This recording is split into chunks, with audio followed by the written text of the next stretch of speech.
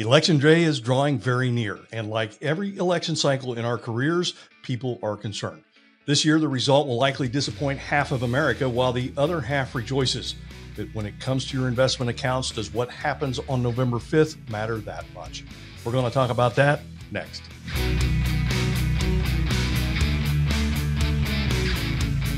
Hello, welcome back to Wealth Wednesday, our bi-weekly show, and this is kind of a special episode. We threw this in because the election's coming up, but if you'd like to catch up on past episodes, visit our YouTube channel. That's at Commonwealth Financial, and you can also find us on the web at cfswv.com.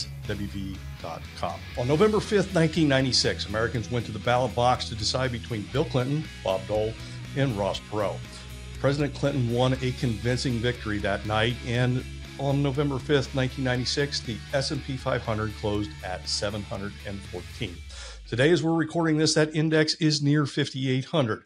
That's an increase of more than 700%, and that does not include any returns generated by dividends. I'd like to welcome back Mike Cease. Mike and I were young rookie financial advisors in the fall of 1996, so this makes our seventh presidential election cycle.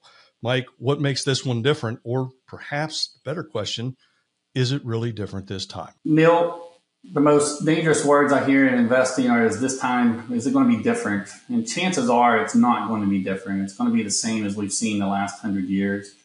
Some details will change, but by and large, we can expect that companies will continue to grow and show profitability. The economy will continue to do well and grow over time. And those who have faith in those two things will continue to benefit from owning shares of these great companies going forward. For the serious long-term and goal-focused investors, what happens next Tuesday really won't be the most critical thing that they experience. That's right. And I read a great blog post last week, and we'll put a link to this on our website, 5 reasons to be bullish on America. And one of the biggest takeaways I came from reading that was America is not Washington, D.C. Yes, there's problems, but there's also so much potential. America just innovates and finds ways to continually improve the human condition in spite of government. Now, think about this. In 1996, the internet as we knew it was in its infancy. I came to work. I had to use a dial-up connection to access whatever was online. I didn't have a cell phone in 1996, let alone one where I could watch a local high school football game sitting in someone else's car who I hired using the same phone to drive me from a restaurant to my hotel. The news media and opinion shows are intense and they make our blood boil, but it doesn't have that much of an impact on our plans and on our investments as we think. Mike, we've been through some fun over our 29 plus years, and part of that has been the political landscape. What are some of the biggest lessons you've learned in those times? For me personally, is to be patient around this time of the year or whenever these election cycles happen. We have increased calls, but for the investor, I've learned to encourage them to have patience and not make rash decisions when it comes to investing during election cycles. Stay focused on your long-term goals. Neil, I actually went back, since you quoted some history, I went back and looked at some previous elections and how they impacted the market.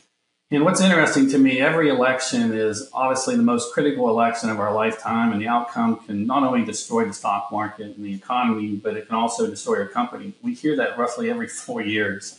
So I went back and looked at, for example, in 2008, when Obama was versus McCain, right after that election, there was a global crisis. And what happened was, as soon as Obama won, initially the market dropped because of fears of regulation, but the market rebounded strongly over the next several months. Back in 2016, when Trump was versus Clinton, unexpectedly, when Donald Trump won, it just shocked people. But it also caused the stock market to fall off because they weren't prepared. But stocks generally quickly reversed course. Investors focused on his promises of tax cuts and deregulation, and it led to the market continue going higher. Even in 2020, when Biden versus Trump, there was a lot of uncertainty. We were dealing with the pandemic. Even after everything that was going on, the market still continued to go up over the last 4 years. We've had some bumps in the road, but it continues to go up. My takeaway from elections is generally you'll have a lot of volatility up to the election, shortly after. But generally what happens is the markets start to stabilize after the election once we get a clear direction and picture of what the new policies will be. So most of us have heard of Warren Buffett. Charlie Munger was his partner for decades, and I love this quote. He said, the first rule of compounding is never to interrupt it unnecessarily. And most of the time, in my experience, we do more to disrupt our own well-constructed plans than anything that happens around us. In that case, doing nothing can often be the most appropriate choice. There's an urge to do something when things are going on around us that don't really excite us or run counter to what our beliefs are. But really, if we are patient and we stay in the course, we can usually weather those storms. Mike, what are some final thoughts as we head into this election time here in a week? I really just have one, actually two. Number one, stop watching the news about the market and what it's going to do. I would like to finish with some practical advice for investors. I cannot emphasize this enough. For long-term investors, it's usually wise to avoid making drastic portfolio changes based off political election outcomes or even after the election. There'll be some short-term reactions, but once everything kind of works its way out, everything will go back to a norm to a certain level. The key to long-term success is avoiding emotional trading decisions during the election period. Stay focused on your long-term goals. That's my advice. It's good stuff. And thank you so much for joining me today. Again, if you'd like to learn more about our firm and how you can get in touch with someone like Mike or myself, please visit us on the web at cfswv.com. Thanks for watching. Have a great week.